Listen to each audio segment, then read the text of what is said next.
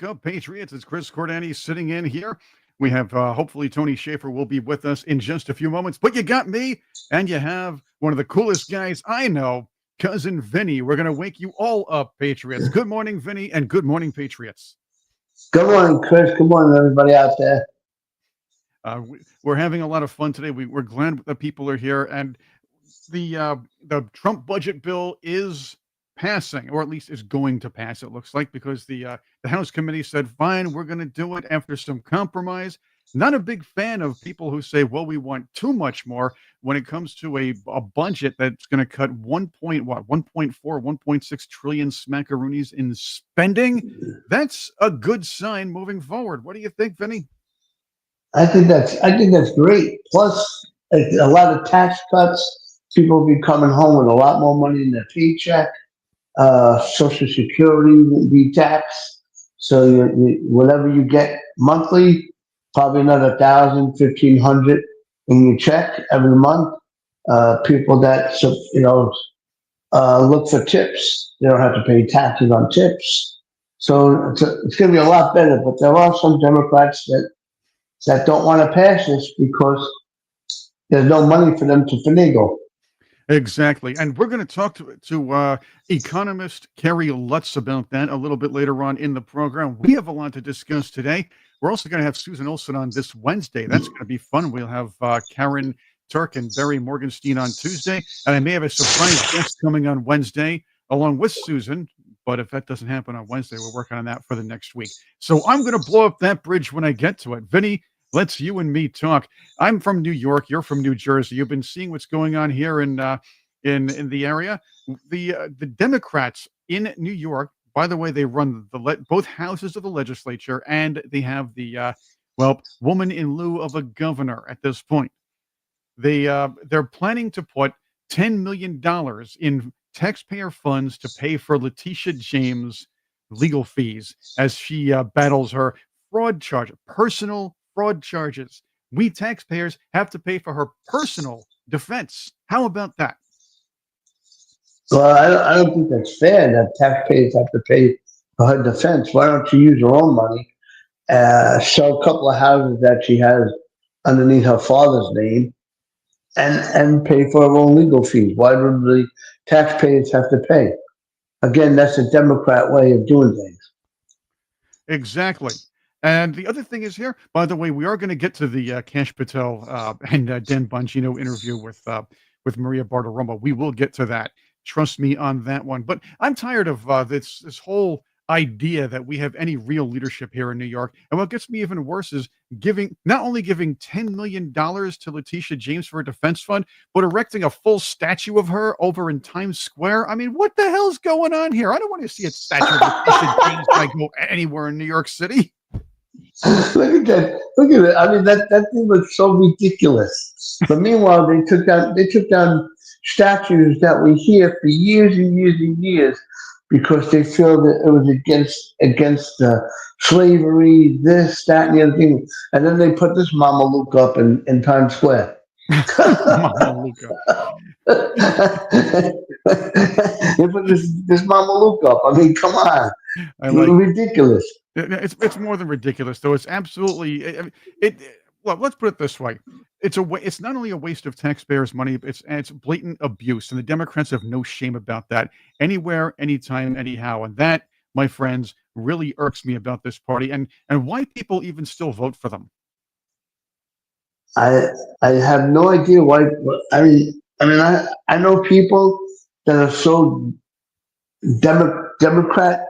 It's unbelievable. You can't tell them nothing. Anything you tell them, you're wrong. They're right all the time. Look, they try to call us a cult, but that's the cultish behavior they claim to decry, and that's the truth right there. They are the cult. They're going to tell you, but Trump says things and people follow. Are you kidding me? Yeah. Trump was booed at his own rallies about the vaccine. Trump is all. I will tell you this: I'm not a big fan of the of Qatar giving us or building us an Air Force One. Not happy with that because they're good at playing both sides of the fence. And I know Donald Trump wants to have good relationships with them, but keep this in mind: you can't trust a nation, small nation that doles out lots of money and plays both sides when it comes to Middle Eastern conflicts. You can't trust them. Well, Trump supporters are not in a cult about this. Yeah, go on, go ahead. No, a lot of us are very upset about this. We're not happy with this. Could be a Trojan horse or a Trojan plane, Vinny. right, but the plane. Well, Donald Trump also said that the plane is going to be totally stripped and search for any kind of bugs or anything on that aircraft. Before they put it together. But Donald Trump's a smart man, and I know. Listen, he just went to three Saudi Arabia, United Emirates, and Qatar, and he came back with trillions of dollars for the American people.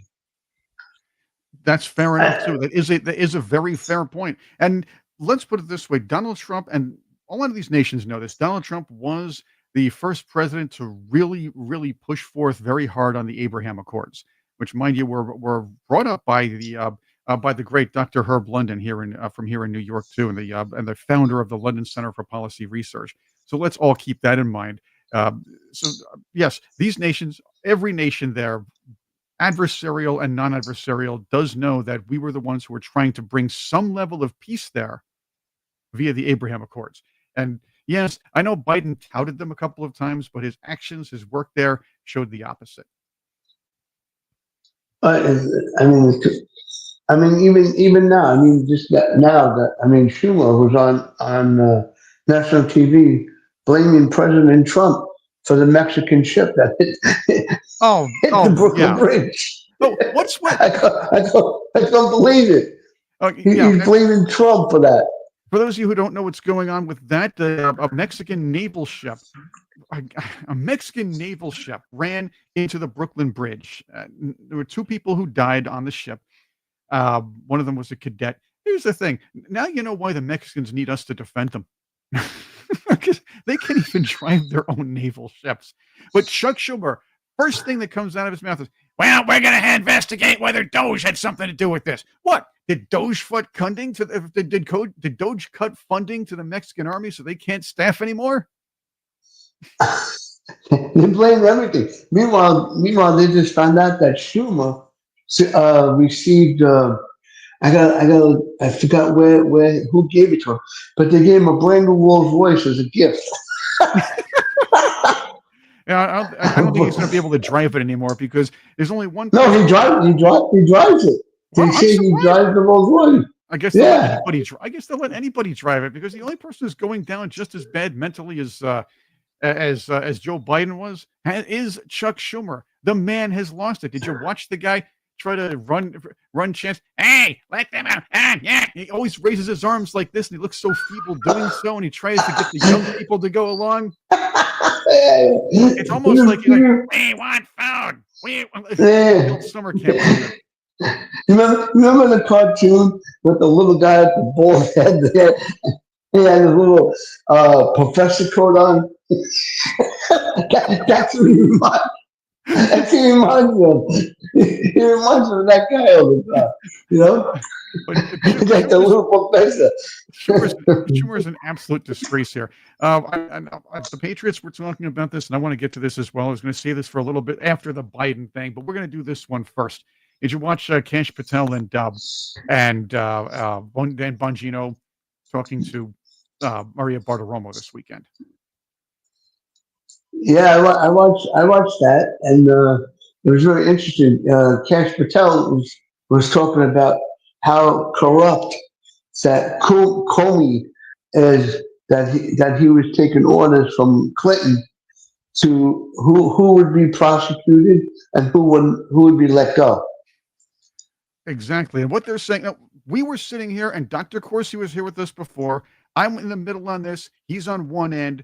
And a lot of the Patriots here are on the other end saying, give them time, give them time. Dr. Corsi saying, get going soon, get going soon. I'm like, I do agree with get going soon, but I do understand if you're going to put somebody up on any kind of serious charges who's been ingrained in the deep state for a while, you have to have so much evidence that there's no way they can get out of it. And the deep state will cut them loose. The fact is, Bongino and Patel are saying they have proof. They found old documents when it came to Russiagate. Remember, the Steele dossier is a big one too. They find out more about this and we know who's behind it, but they find out they have some real ironclad proof on paper and everything else. They're going to be able to put some seriously evil people away. And I'm with you here.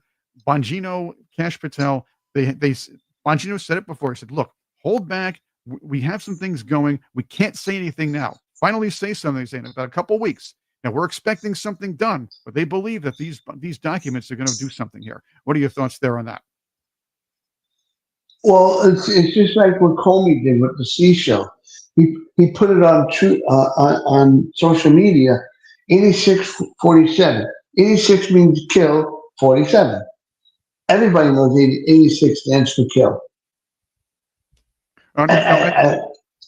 Right. And here's the thing too. Even though he's going to try to say, "Oh, 86 means something different in a diner. It means just don't put it on, don't cook it anymore or something like." Now, if you're leading an intelligence agency, check this out. You're leading an intelligence agency. You know what 86 really means. Yeah, I mean, you have to know what 86 means, and ops and stuff. Everybody knows that. It's a kill shot. It's a kill shot. Right. I do agree with that. And it's like what they always say, 8 miles out, 6 feet under. I get that. But the 86 has been used in mafia language for a very long time. It's just like the Democrats denying certain tattoos mean gang symbols, if, of course, it's a Maryland man, illegal immigrant. Yeah. And I mean, what's funny now about I forgot his name, that young black Democrat that's mounting off. He looks like Obama. They just caught him in the Diddy trial, that he's been out at a lot of freak off parties and had asked, which they have audio of him asking Diddy for young boys. Oh yeah. So he's in a lot of trouble now. There are going to be a lot of people in a lot of trouble, but I want to get back to this Russiagate probe. Let's hear what these two gentlemen had to say to. Yeah, let's hear it. I'm sorry, Martina Bartiromo, not Navratilova. What am I doing? I'm watching too much sports over the weekend because it was Mets and Yankees. I was the lead Russiagate investigator for the House Intelligence Committee, and I've been on both your shows in a prior life talking about it. And I'm telling you and the American public that we have now found material and information and people who wanted to hide it from the world since we got in these seats. And we, as the deputy said, we are trying to do it in a fashion where not only are we informing the American public of what happened, but we can have accountability for it. And that takes a little bit more time. And when you layer on the fact that we are rolling out our priorities on violent crime and defending the homeland, we're running a 3-part animal here, and we're going 100 miles an hour on each single one. So important. I want to add to that too, because what the director's saying is right. You got to remember, we come in the morning, there's a portfolio of 100 level 10 items. If it's a level 9, which is a pretty big freaking deal, someone else fixed it. The only thing that gets to my desk or his is a level 10. That's the entire day. Look at his schedule any given day. I'll show you the palm card I have. It is filled from 7:30 to he leaves 7 at night, 6:30 at night. It's filled all day. We just can't focus on one thing. You want New York to go boom? DC to go boom? You want an OC organization to go hack into some cyber network and crack all of Fox News's holdings? We're dealing with all that stuff too. Everything's a priority. Everything's a priority. This is one of many things we're doing. It's not an excuse. It's just reality. And that's the point. He says, keep in mind, a lot of these deep staters are so well connected. And this is where we have to go here. A lot of these deep staters are so well connected that you have to make sure that you bring a case to court. You have to make sure you got something that will either make the deep state cut them loose, or the proof is so overwhelming that there's no way they're going to get out of it. Well, just like I did some research where they say, everybody's like, well, how come President Trump's not making arrests? How come President Trump's not doing this? How come they're not in jail?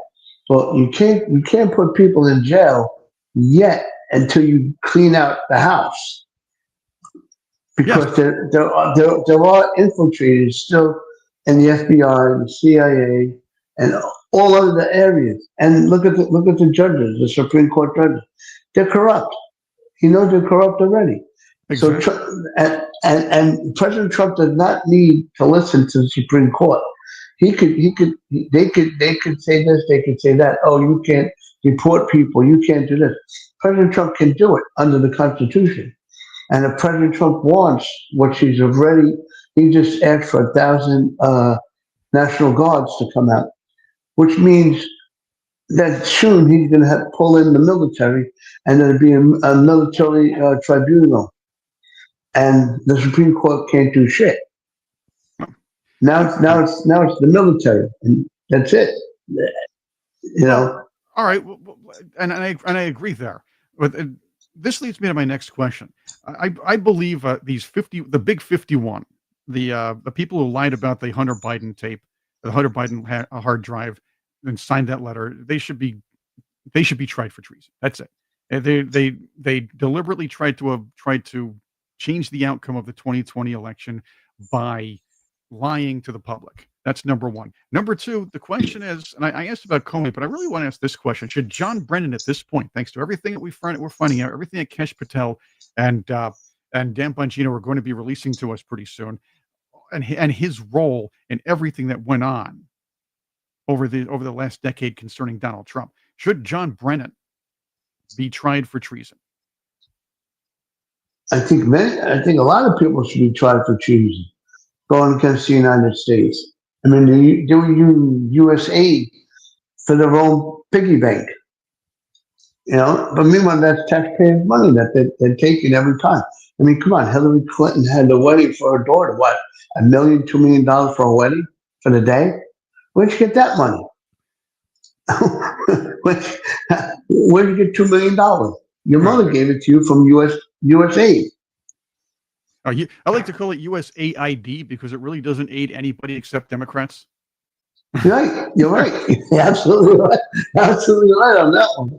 Oh, speaking of aiding Democrats, let's get to this because I am sick and tired of watching the media over the last week plus cover their own rear ends about their role, about its collective role, if you will, in hiding President Joe Biden's mental decline. They're lying. And Jake Tapper is one of them too. I know he's coming. I know he came out with the book. I know he's trying to expose the whole thing, but he's doing it for profit at this point because he's one of them. He was one of the people who was a party to the whole thing. And the media is just trying to cover their own rear ends. Yeah. I mean, I saw that. I was watching that a couple of times on how to do it. But it's also like what a lot of people don't understand. You know, they're at the in Newark protesting about MS-13 people that are in the holding place over there. But people don't understand that the Democrats need the illegals for the votes for the midterm. And without their votes, the Democrats are completely finished, completely done. And so far, they're done. To me, they're done anyway. Trump is in full control. You know, I would say why isn't Bruce Springsteen just bring them all on tour with them? He can hire MS-13, illegal MS-13 as the security. There you go. You can hire illegals to be the roadies, get rid of the regular roadies, bring the illegals in because you can get them cheaper. And if he wants to preach about America from the other side of the world and say that we're the ones that are oppressing free speech when he must have been asleep for the last 4 years before January. I forget. I was never a fan of his in the first place, by the way. I liked a few songs. I still think, and I'm going to say this again, I strongly believe that Kevin Rowland's Thunder Road is miles better. The Kevin Rowland's cover of Thunder Road is miles better than Bruce Springsteen's original. That's what I think. I dare anybody to challenge me on that one.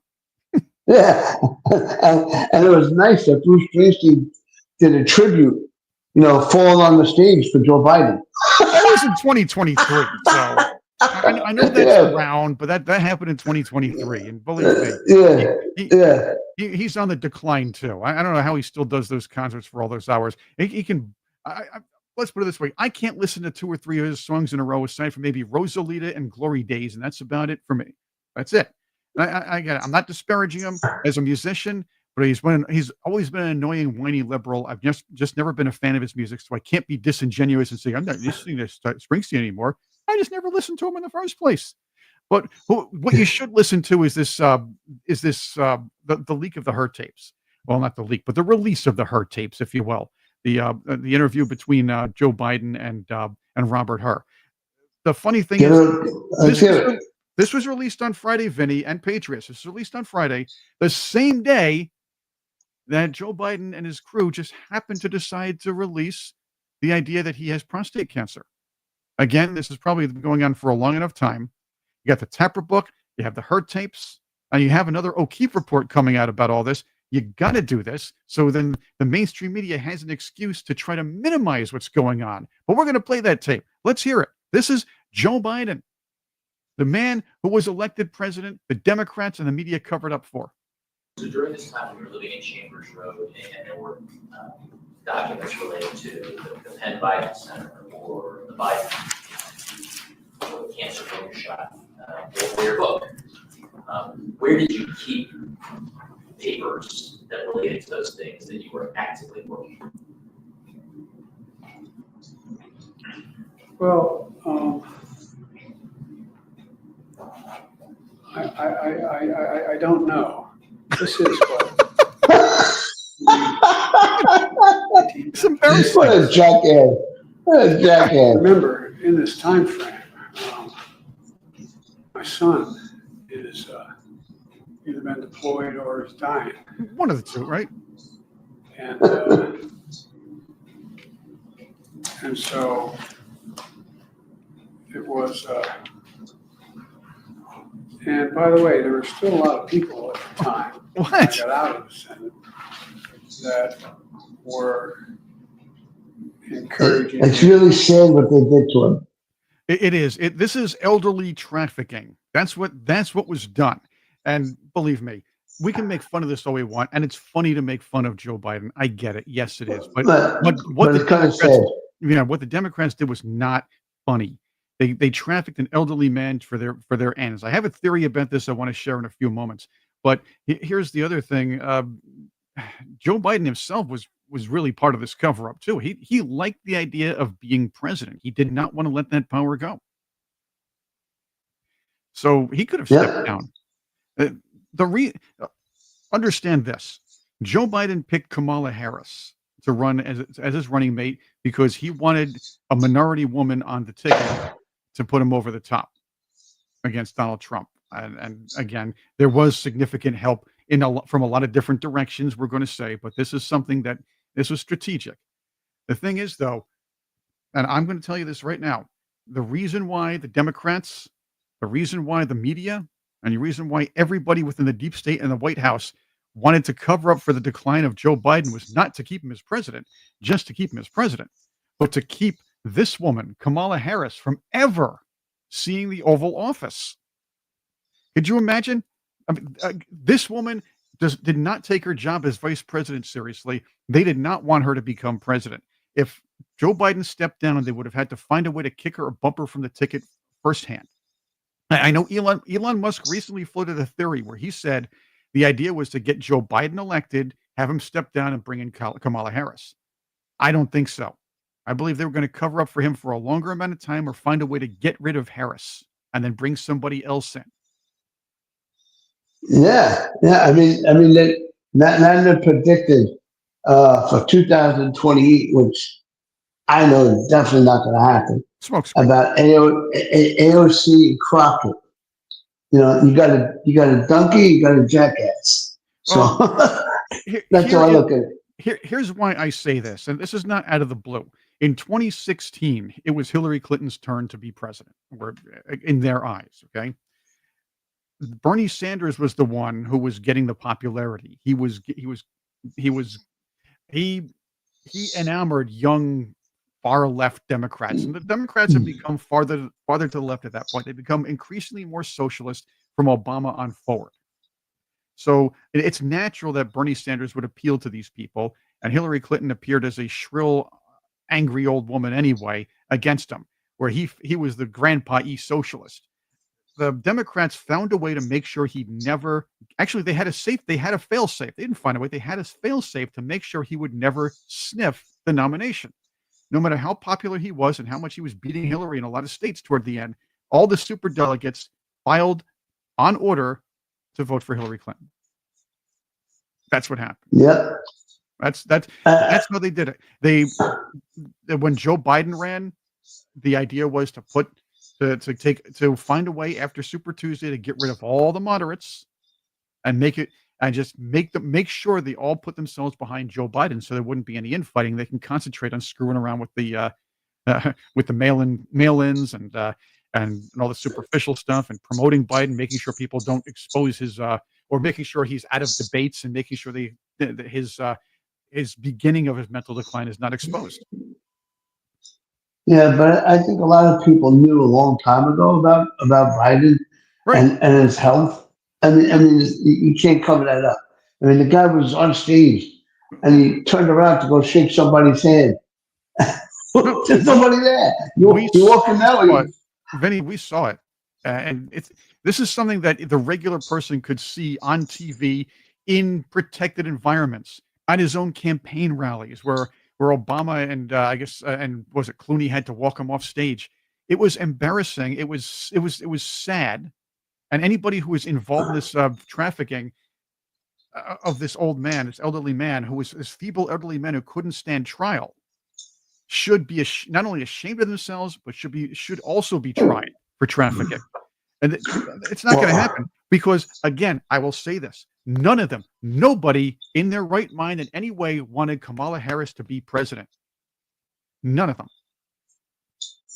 She that was a disaster. That'd be really a disaster if she got in. Well, she would never have gotten it. Here's another theory about, and again, I'm going to float this to you, and I'll float this to the Patriots. The campaign that Hillary Clinton ran, what was a serious campaign. Give her credit. She ran a serious campaign. But she also ran a campaign where it's my turn, vote for me, and don't vote for the orange man. Kamala Harris did not take her campaign seriously. The Democrats did not take her campaign seriously. As soon as the speech started, it was always, oh, she brings joy. Nothing about her policy. She brings joy to the campaign. They brought in celebrities like Lizzo and Beyonce, paid, by the way, to go speak for her. And they put her on these superficial podcasts like Call Me Daddy or Call Her Dad, whatever the hell that podcast is called. They made sure she stayed away from the Rogans of the world. And Rogan would give her a fair shake. But they made sure she stayed away from that because she couldn't be in non-friendly and non-superficial territory. They wrapped her up like a pop star as a social experiment. Get this, a social experiment to see if people would vote for that kind of candidate. They did. Virtually nobody did. I'm saying this because the 47%, I will call it that, the Mitt Romney 47 will always vote Democrat. Don't vote blue no matter who. That's who they are. It's a cult. There's a couple percentage points that thought they hated Trump and they thought Kamala was cute and fun, so they voted for her because they're idiots. And I'm serious. I'm serious. I know you're right. You're right. The Democrats and the left have dumbed down this country over the last century plus, gradually, and more so in the last 20, 30 years, to the point where they want to see if they can run pop star candidates. They can package them like they packaged Lizzo or Beyonce or Taylor Swift, and see if people will vote for that sort of thing instead of a serious candidate, and worry about debate policy. Yeah, I mean, just like they had Taylor Swift at all at the Super Bowl, at the games, because to get the young people, get the young crowd in. And then when she's on TV saying about this, saying about that, they'll follow her, like brainwashing these kids. Oh, well, they'll go out and vote for the Democrat Party. But meanwhile, it's just like in Jersey. I mean, Jersey is everybody here, a lot of people here are Democrats. Now to find out that there's about 35% now switching over to Donald Trump because they're tired of the bullshit and everything else that the Democrats keep throwing. And Governor Murphy, he's a diehard liberal. I'm watching New Jersey's commercials. I live in New York, so I get New Jersey Governor primary commercials. These Democrats are like, Right. we're going to fight against Donald Trump. Yeah, we stand up to Donald Trump. Yeah, okay. Some guy was at a protest once. He's standing up to Donald Trump. Yeah, okay. Shut up. What are you standing up against? Are you standing up against lowering taxes? Are you standing up against evening out the trade deficits? I mean, is that what Democrats are campaigning? Are you standing up against deporting illegal criminals? Illegal immigrant criminals and getting the gangs out of here? Is that what these people are standing up to Trump against because they're so tough? Yeah, but they need you. Listen, they need you just like they want to take all the guns away from all the American people, but they'll give all the weapons to all the illegals and the criminals. So if you don't do what the Democrat Party says, there'll be a bunch of MS-13 guys outside your door doing a drive-by. And you can't do nothing to defend. And you can't defend yourself. I'm just saying. They want to take guns away from the American people, but they're giving tons of guns and weapons and this and that to the illegals. I mean, you can ask. I just don't get it. I don't get it. Well, again, the idea is they want to destroy the country in a lot of ways, and the globalists need to destroy the first world to enable their control and dominance over the rest of the globe. And that's the truth. That's what they're trying to pull off here. But a lot of illegals that are coming in, they're not realizing that they're using them as slaves for cheap labor, cheap this, cheap that, and they'll do whatever they're told. Otherwise, they'll be scared that they're going to be sent back to their country. And some of these people that come from Venezuela here, there, if you go back to your country, they'll kill you because you left the country. I mean, it's like Cuba. You leave Cuba, you go back to Cuba, or you leave Haiti and you go back to Haiti. They kill you. That's true. You know? No, I'm kidding. But that's what people. That's what people are saying here. You go back. I get it. I get it. But that's where people come and they can actually seek asylum in this country. If you go back to the country, if you're an illegal alien, you come in here. You're coming in here to take advantage of what we have. And whether it's the good take advantages and take advantage of the opportunity to work, that's fine. But there are legal ways to get in. If you're taking advantage of the situation to operate illegally and terrorize neighborhoods and steal and murder and rape, these are people we cannot have in this nation. But these are the people the Democrats are fighting for at this point. And make no mistake about it, they're fighting for the destruction of the country, and they're fighting for the destruction of neighborhoods. They're fighting for the over influx of people who are going to cause problems and commit crimes. And do you know why? Because they never have to live with the consequences, and they can come and say, we're going to save you from all this, even though they caused everything. These people live in the whitest, even your Stacey Crockett's of the world. They live in the most secure neighborhoods, the most secure apartments or houses in the country, and they never have to see the consequences or live near the consequences of their policies. No, I mean, it's just like AOC. Her area is already 65%. The crime went up. 65%. And AOC area. In Crockett's area, they said it went up 55%. All Democrat areas are becoming slums. They've spiraled down into that, and then that's done by design. The mayor's safe. The mayor's living in in New York City. The mayor lives in a mansion, and obviously in most other cities they live in a secluded area, somewhere gated off and guarded. They walk around in the nicest areas and love their beautiful city, but they don't really care about the tough areas. They don't care about what's going on. They really don't. No. And you have to give Adams credit. Mayor Adams, for all his faults, he at least stood up to the machine and said, "Look, we can't do this anymore. You're hurting people. You're killing our budget.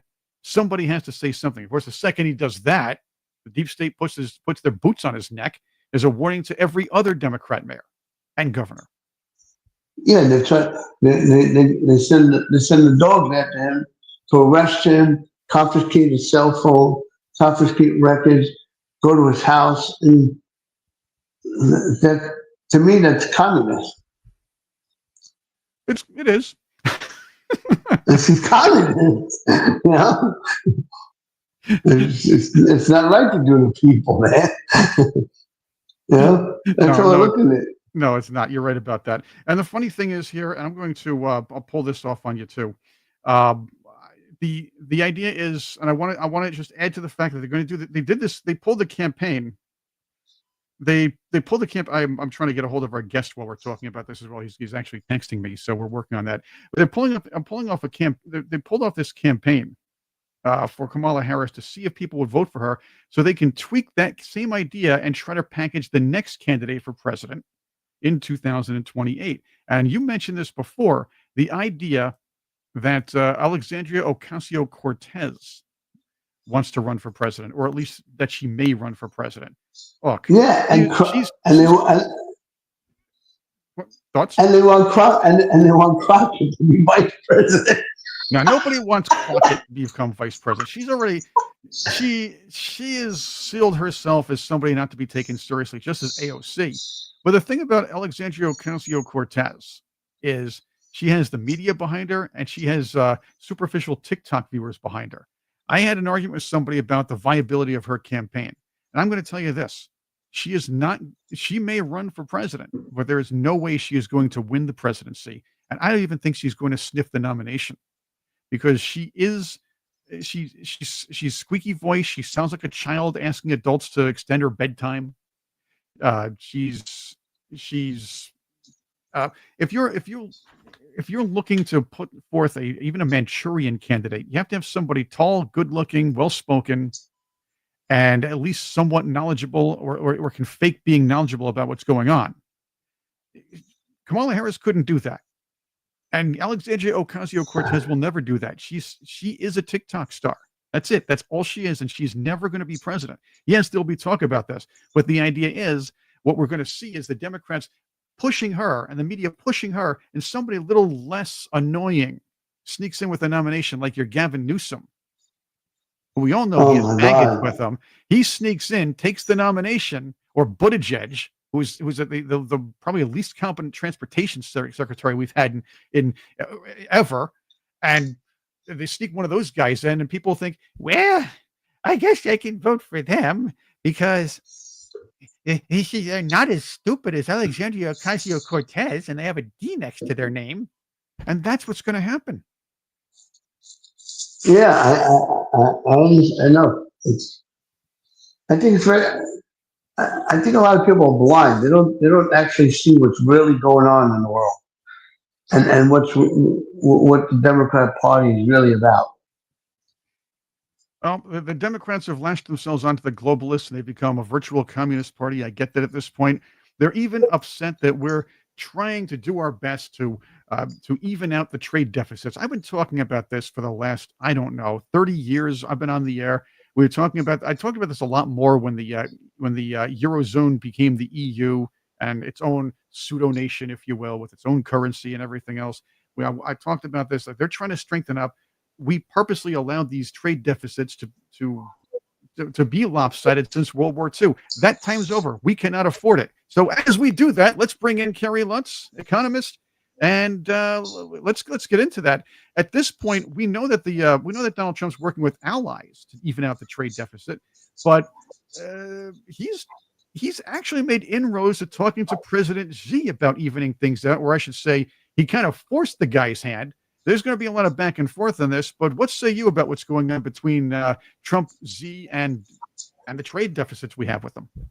China. Yeah, well, we've been the world's ATM since World War II. And hey, when everyone was working, when the money was flowing, and we were guilty over our wealth, over our success, so we tried to buy friendship. And when you buy friends, you better watch out, because as my friend over there knows, in the mob, when you're buying friends, you better not turn your back on them, because you're going to get a shiv between your ribs. And that's been our business model for 60 plus years. And now all of a sudden someone has woken up, and there's been an underclass, the deep state, that's been thriving on the decline of the United States, and they love it. Evil loves evil. They get their power by putting the rest of us down. So that's what Trump is against in existential terms. In terms of the trade deal, Right. So you know the media here. It's the media. You have to look at what they don't say, not what they do. What they do say is narrative. What they don't say is truth. And the truth here is that, yes, trade deficits. The fact is that our trade deficit with China is actually probably 600 billion to 700 billion, not the 400 plus billion, as if that weren't bad enough, because they're transshipping their crap through to Thailand, through Malaysia, any country, and then they just get it in. They're even doing it in Mexico and Canada, and they just relabel the stuff, says made in Canada. You know, during World War II, the Japanese actually renamed a city, and they called it USA, USA. So their Japanese goods were saying made in USA. And, that works. So, hey, they're not lying. yeah, it's made in USA, Japan. But you know, the fact of the matter is that what China's done is weaponize trade. I'm a free trader. All right. I really do believe that tariffs are bad inherently and that free trade should be the norm. But when you've got a so-called trading partner like China that is really a mercantile entity whose sole purpose is to destroy the United States, let's not pull any punches here. That is their purpose. Every corporation in China pledges their allegiance to the CCP, and they serve the state. And all their data, all of their intel, all their property is property of the state. So let's look at fentanyl. Fentanyl, it's the third opium war. The first two opium wars was about feeding China opium because they didn't want any other products from the West. The first time the West got Hong Kong. Second time, China got humiliated. This is payback. This is the way the Asian mind thinks. And when you try to put American values on the way Asians think, you wind up in Vietnam, you wind up doing in Korea, you wind up in a bunch of stupid places you had no business being in the first place. And that suits the deep state and the military industrial complex because they get theirs. But for the rest of us, like General Smedley Baker said, war is a racket. War is a racket. It's a scam. It's a way to basically the few profit and society pays in blood and treasure. And that's what happens here. And to avoid this, what Trump is doing, you don't see any mention in the news about fentanyl, right? You don't see any mention in the news about their continuing threats to Taiwan. You don't see anything in the news about rampant IP theft. You don't see anything in the news about them being the sole supporter of Venezuela and of Cuba, right? None of that's in the news. You can see it one place. And, you know, that is where the real agreement is. You have your public agreement. That's the one that you march out to the press. And then you have what really happens behind closed doors. That's a separate agreement that is locked away in a vault someplace in the State Department, in the White House, that you never see. That's where the negotiating's happening. And I believe that China has no choice but to capitulate because Trump is the master of leverage. China's economy was tanking before the tariffs, and now they're really starting to tank. Factories closing up right and left, and civil unrest. Yeah, they're not paying. They're not paying workers. Can keep this in mind, Kerry and Vinny. China usually gets out of their economic situations by manipulating their currency, and in past decades, it was easy for them to do so. Well, relatively easy for them to do so. Now, look what you're saying. You're saying, and this is that China is trying to maneuver all around, trying to escape the tariffs and everything. Finally, coming to the table. No, they can't just make a quick fix and manipulate the currency like they normally do, or manipulate what's going on in trade, because they don't have that upper hand anymore, and and it looks like they have less control. And you're pointing this out, less control of their own economy. That's something that we should keep in mind here. And again, something that the media is not reporting. Of course, they don't investigate anyway. But I mean, also in China, they have the Bank of China now that's closed their doors and people can't get their money. Am I right, Kevin? Yeah, where's the media reporting this? You'll only find it on fringe YouTube channels where if they don't get demonetized and deplatformed, you'll find a little bit of truth. But I just remember. Kerry?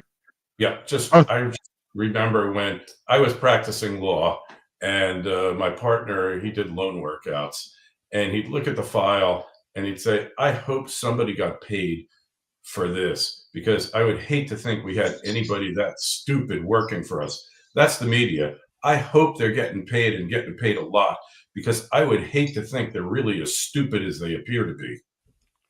Well, here's the thing about the media today. If they're not covering up for anything, they're lazy. They're lazy, but lazy deliberately. And I'm telling you this right away.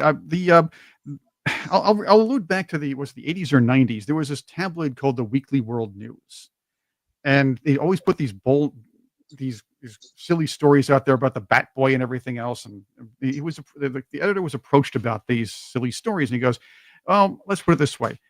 I'll publish them, but I don't like to ask myself out of a story. So he hears something, he'll publish it. You see where I'm going?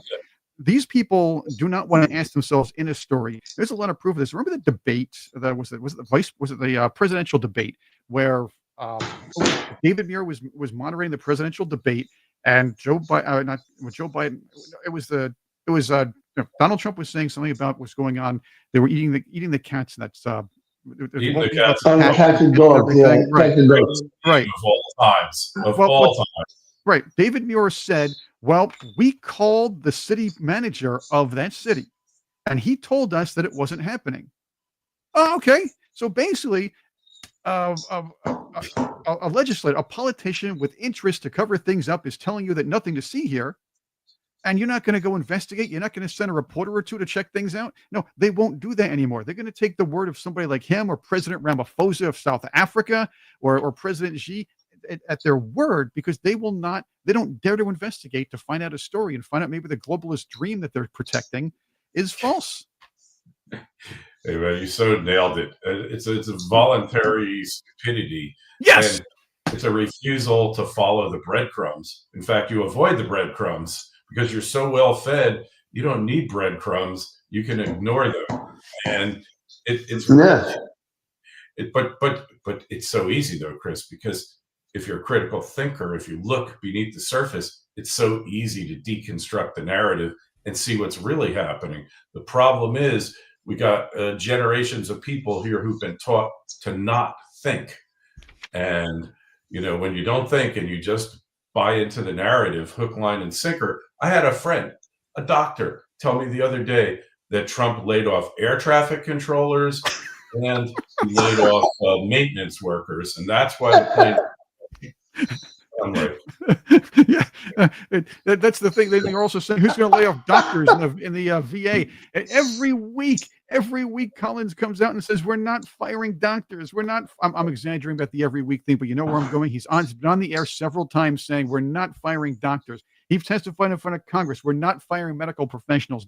We're firing the middlemen. We're getting rid of the red tape. That saves money. But the media immediately goes to, they're going to cut down services, doctors. Yeah. And Medicaid. Oh yeah, we're going to cut $880 billion out of Medicaid. But wait, there's 2 million or 3 million illegal aliens on Medicaid. Yeah, but you're denying them health care. Oh, but they have constitutional rights because the Constitution says person and not citizen. Now that is look, I'm a recovering attorney, thank God. And a way to read the statute and a way to read the Constitution, and that isn't it. Same with birthright citizenship. I'm sure the Supreme Court will try to come up with a cut the baby in half solution because, look, like we all know that certain members of that court are in the pocket of normism, shall we just put it that way, right? You brought that up, Barry. Let's throw this to you and Vinny. I want to throw this to both you and Vinny. Birthright citizenship. I'm going to tell you this right now. I've said this here on the air. I'm going to come clean. My grandfather, Arthur Cordani, was an anchor baby. His parents came here legally through proper channels, had the baby here, raised him in Italy. He came back because he's an American citizen. He contributed. By the way, my grandfather helped build Yankee Stadium, not this corporate looking one. I mean, the nice one that you had for like several decades before that. He was a foreman, a very hard worker. My grandma was a teacher. Having said that, I'm pulling back on this. These are people who entered the country legally, had a baby here, and left. Yes, it could be shaky ground, but they got here legally. These people who are abusing the birthright system are coming in illegally, having a baby, having that kind of loophole where they're automatic that this baby is a citizen, and now there's a conundrum here. So what are you thinking? This is abuse. This abuse should be taken away. Yeah. They use the 14th Amendment. But they're That committing was a crime. not passed for illegal aliens. They're committing a crime doing this. So they commit a crime, then come in here, and see, this is where it should be annulled. Vinny, Kerry, what do you think?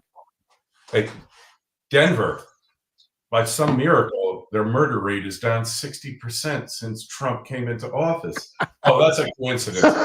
He didn't really cut crime. It was demographics.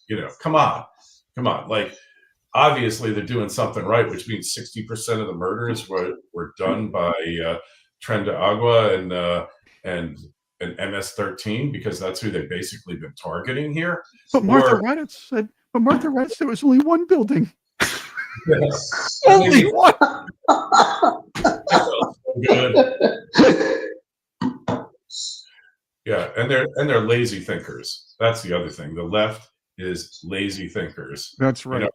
Yep. Working on a song, a parody of Barbara Streisand, and it's going to be entitled "Sheeple Who Need Sheeple Are the Leftiest Sheeple in the World." Oh, hey-o, you got a hey-o for that one. I'm usually the sidekick here. Tony's not in today, so I'm actually taking the mic here. So I'm kind of I have to hey-o. I have to be the sidekick and the host, I guess. I got two. You got to watch out for his job there, Chris, because you're doing a bang-up job here. Nah, Tony's more handsome than I am, definitely. So that's so he's got it.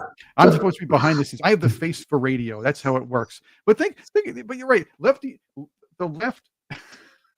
It's a cult-like mentality, because the overlords say something, it has to be true. A politician says something, it has to be true, or it kind of breaks their mind or breaks their system a little bit. Yeah. What do you think having a Barbara Streisand impersonator at a Trump rally singing "Sheeple Who Need Sheeple," and then at the end a black sheep runs out because he breaks free and she has a meltdown on the stage?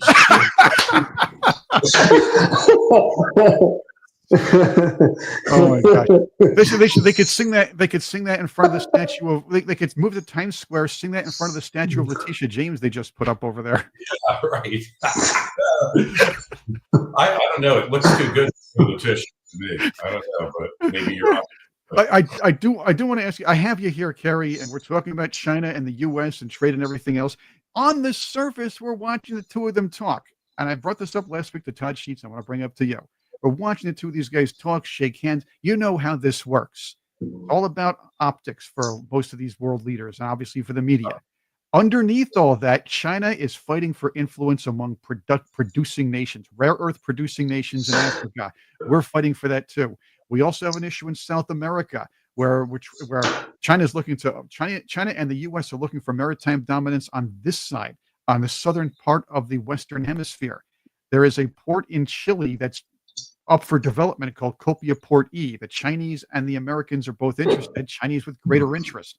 That's a situation that we cannot let the CCP have. So we're sitting here underneath all the handshaking and knob swinging or whatever. They're just there's real. Let's say there's a real chess game going on underneath between the two. What do you see there? Well, look at the Panama Canal. Yes. All right. That's coming back. All right. Argentina was part of the Belt and Rape Initiative, but now they're no longer, they left. And as all these countries find out that the Belt and Road Initiative is just a debt trap, and the quality of the infrastructure the Chinese are building, it's what they call tofu dreg. And you just have to, that earthquake in Thailand that hit Myanmar and then hit Thailand, the only building that fell down was under construction by the Chinese government-related entities there. So the bloom is off the rose with China. Chile just wants to get a better deal. But, they probably have a little historical hatred of the United States after we toppled Allende. But there's a partnership. There's a partnership that's that has the rights, the development rights to Copia Port E. The Chinese want to buy them, and they're trying to convince the Americans to buy beforehand. But this has to go. They have to get this off their hands pretty soon. The Chinese are right now.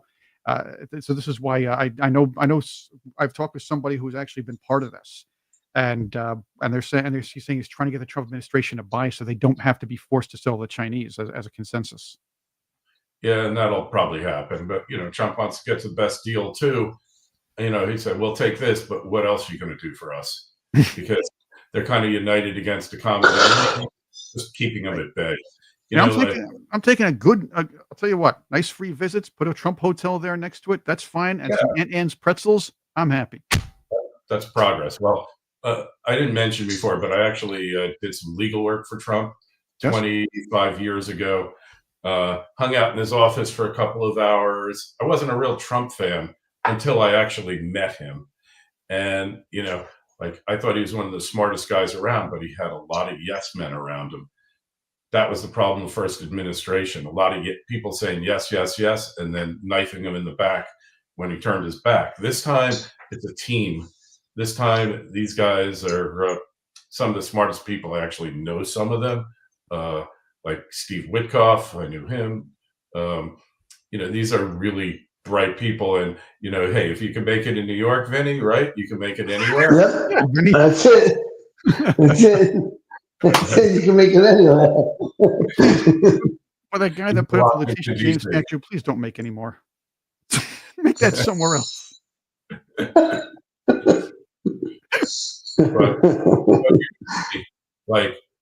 You're going to see, there'll be little tripwires that you see happen if we're moving closer, like fentanyl labs being shut down. It's not stuff that's necessarily going to be in the news.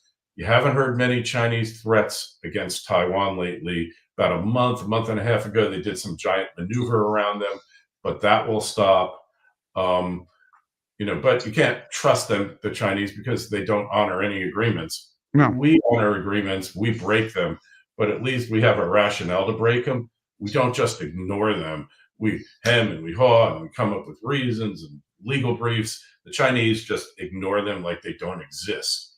And now it's going to come back to bite them. There's some people who believe in conspiracy theories, and I'm not necessarily one of them, that China was set up for this very moment to get the rug pulled out from underneath them. Yeah, I doubt that. It's going to get to a point where they're going to look. They need us too. They need to sell their cheap goods to us, and that's part of their huge economy. That's why they kept maneuvering around to avoid the tariffs. Fact is, that after a while, that's going to be too much work, and it's going to take too many resources. That's why you're seeing them not paying. They had those riots. They're not paying some of their workers, and like you said, they're closing factories down. Factories down. Excuse me. Factories. Yeah, factories. And by the way, you said they are going.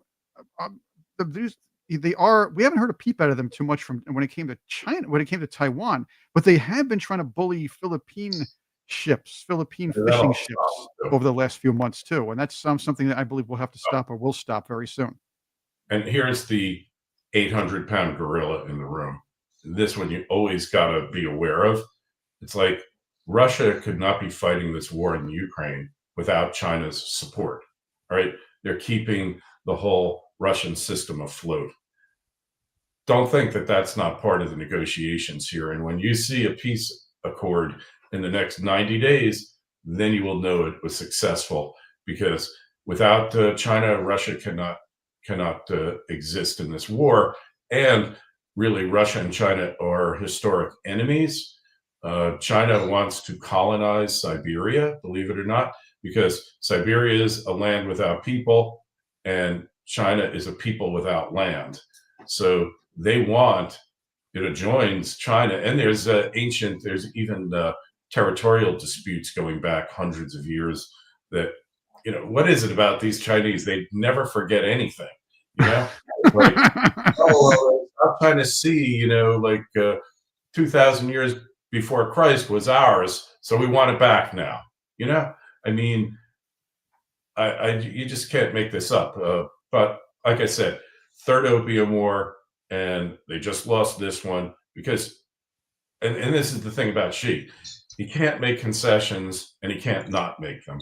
He is between literally a rock and a hard place, because if he makes concessions, he'll be gone, and if he doesn't, the economy will tank, and then he'll be gone. Yeah, we're going to have some pain here, like Trump said, you won't be able to buy as many Barbies as you used to, and they'll cost more money.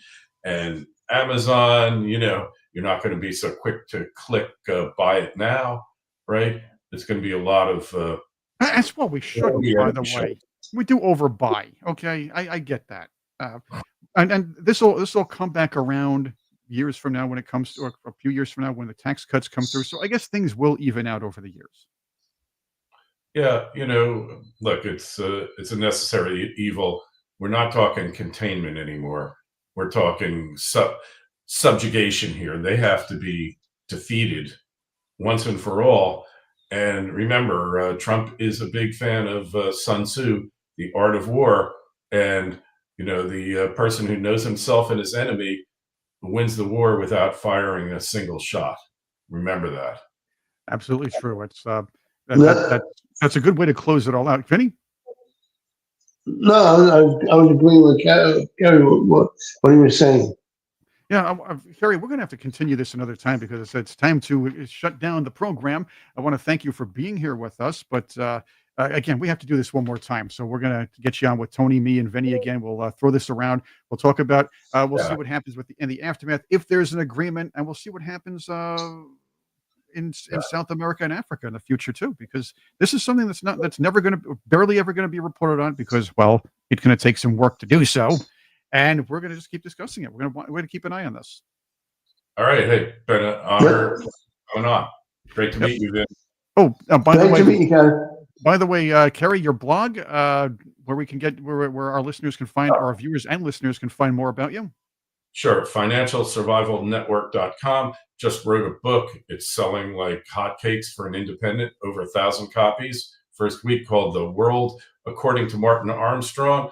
Conversations with the master forecaster. He predicted crash of 87, fall of Russia, the breaking of the Swiss peg, all of these things. And what did he get for his efforts? Thrown in jail. The American way, right? Yeah, that's a big thank you to him for exposing the truth. Maybe Bruce Springsteen was right. People are getting thrown in jail for speaking the truth, but he was, I guess, a couple years behind. Oh. Side of the debate, too. Wrong side of the debate. That's Wrong side.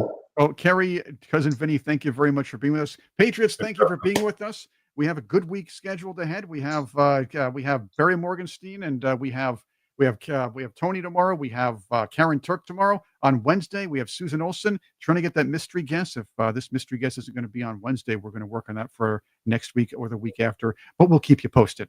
Chris here, Kerry, Vinny, thank you again. And wake up, Patriots. Let's have some waffles. Thank you, Vinny. Cool.